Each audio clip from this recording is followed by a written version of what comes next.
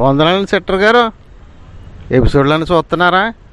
చెప్పినట్టు బైబిల్ చేసి జాగ్రత్తగా చదువుతున్నారా? ఇయర్ ఫోన్లు పెట్టుకుని అంటున్నారా?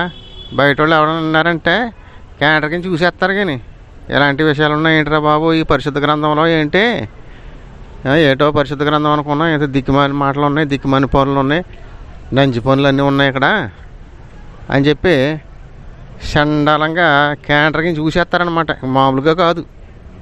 మరి ఇవాళ అయితే మీకు నేను రూత్ కథను చెప్తానండి. రూత్ అంటే ఆ కథ మీకు చాలామందికి తెలిసే ఉంటుంది. ఆవిడ ఎంతో మంచి భక్తురాలు, గొప్ప కోడలు. ఒక కోడలు ఎలా ఉండాలి, ఎలా మెసులుకోవాలనడానికి ఒక మంచి ఉదాహరణ అనమాట. ఇస్రాయేల్ దేశంలో ఒకసారి కరువు వస్తుందండి.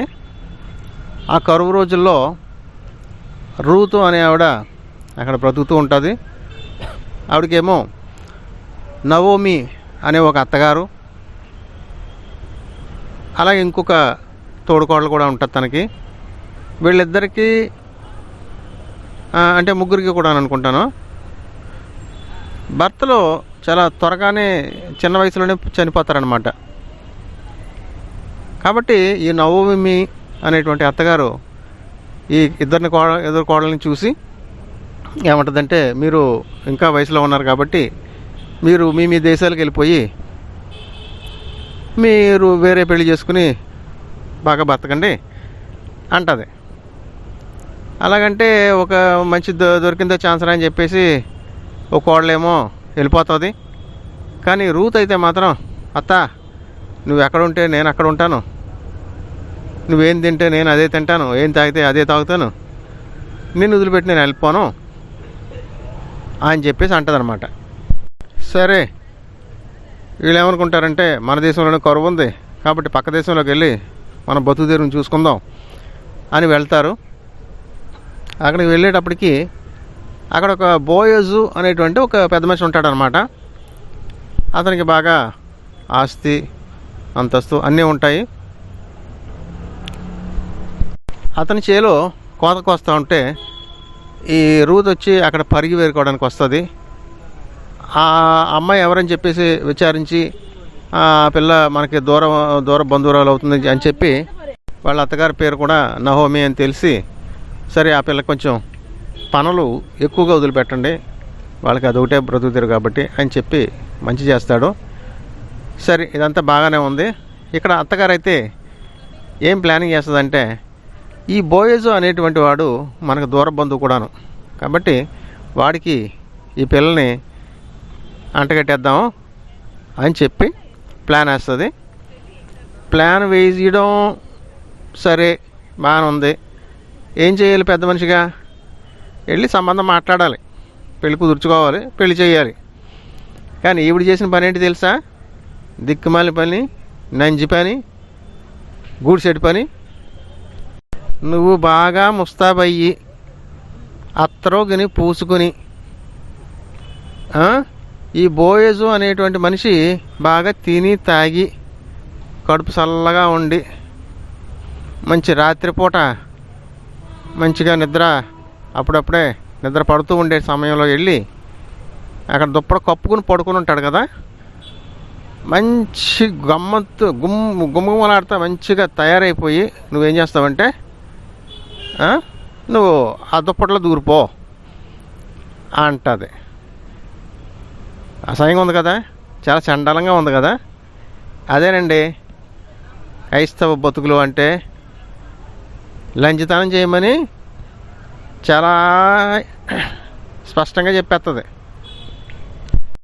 ఇదిగోండి మరి వాక్యం మీ ముందు పెడుతున్నాను, మీరే దాన్ని 1కి 10 సార్లు చదివి కింద నుంచి పైకి, పై నుంచి కిందకి, ఈ పక్క నుంచి ఆ పక్కకి, ఆ పక్క నుంచి ఈ పక్కకి చదివి న్యాయం చెప్పండి. మరి ఇదిగోండి మరి చూశారు కదా, చదివారు కదా, మరి చూడండి ఈ గుడిసెడతానని ఎంత ఓపెనింగ్గా ఎంత పబ్లికంగా వీళ్ళు చేస్తున్నారను. వీళ్ళకి బాగా అలవాటు. ఒక మనిషి కడుపు నిండా తిని తాగిన తర్వాత మేడగది మీదకి వెళ్ళి చక్కగా వెన్నెల్లో పడుకొని హాయిగా నిద్రపోయే టయానికి దుప్పడం ముసుగేసుకుని నిద్రపోయే టయానికి ఒక ఆడపిల్ల మంచి గుమ్మగుమ్మలాడుతా తయారైపోయి ముస్తాబైపోయి మల్లెపూలేంటి సెంట్లేంటి మంచిగా తయారైపోయి దుప్పటి తీసుకుని దుప్పట్లో దూరితే ఒక మగవాడు వదులుతాడండి? మరి నా స్వామి రంగా దుక్కు దున్నేయకుండా ఉంటాడండి. కానీ ఈ బోయిజ్ మంచోడు, ఎందుకంటే ఆడు ఇశ్రాయేలీయుడు కాదు.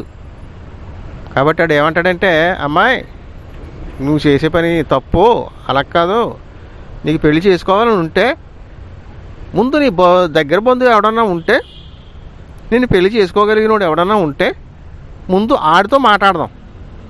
ఆ దగ్గర బంధువు ఉంటే ఆడికి చేసేద్దాం. అలా చేయకపోతే, అలా లేకపోతే కనుక, ఆడు ఒప్పుకోకపోతే కనుక నేను చేసుకుంటాను అంటాడు. ఇది ఎంత బాగుంది! ఒక నాగరికత, ఒక సభ్యత, ఒక ప్రవర్తన, ఒక విధానం ఉన్న మనిషి చూసారా? ఆ విధానం ఆ ఇశ్రాయేలీలకు లేదండి, ఆ బైబిల్ దేవుని బిడ్డలకు లేదండి. ఎప్పుడు లంచుతానం, ముండతానం, గుడిసెట్టు పనులు, ఇలాంటి పనులే చేస్తుంటారనమాట. చివరికి ఈ కథలో ఏమవుతుందంటే, ఈ మనిషిని పెళ్లి చేసుకోవడానికి వేరే ఎవరో దగ్గర బంధువులు లేరని తెలిసి సరే ఇతను పెళ్లి చేసుకుంటాడు. వీళ్ళ కాపురం సాగుతూ ఉంటుంది. దీంట్లో ఒక పెద్ద ట్విస్ట్ ఏంటంటే, ఈ రూతు గారి వంశంలోనే యేసు ప్రభు జన్మించారు. మహానుభావుడు, ఎంత గొప్ప వంశం అండి, ఆహా ఓహో అంటారు. కానీ ఈ రూతు వంశం ఏంటి తెలుసా? రూతు మోబీయురాలు. మోబీయులు అంటే ఎక్కడి నుంచి పుట్టుకొచ్చారు వీళ్ళు? మీకు లోతు అని ఒకటి తెలుసా? అబ్రహాముకు తర్వాత ఇంకొకటి లోతు పేరును ఒకటి ఉంటుంది. వాళ్ళిద్దరు కూడా బంధువులే. ఈ లోతు ఒకసారి తాగేసి నైట్ పడుకున్నప్పుడు వాడి ఇద్దరు కూతుళ్ళు కూడా వచ్చి వాడికి తెలియకుండా వాడి మీద పడుకుని అదే కసపిసా చేసేసి ఆడి చేత కడుపు రప్పించుకుని కంటారన్నమాట ఓ కొడుకుని. ఆడి పేరు మోవాబు.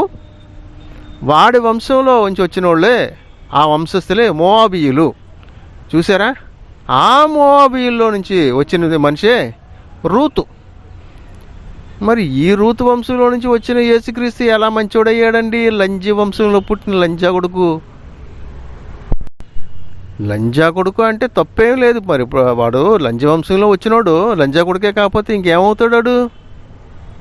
ఒక కన్న తండ్రికి తాగుడు పోయించి ఆడికి స్థిమితం లేనప్పుడు ఆడి బట్టలు ఇప్పేసి ఆడితో పొరులుతారా?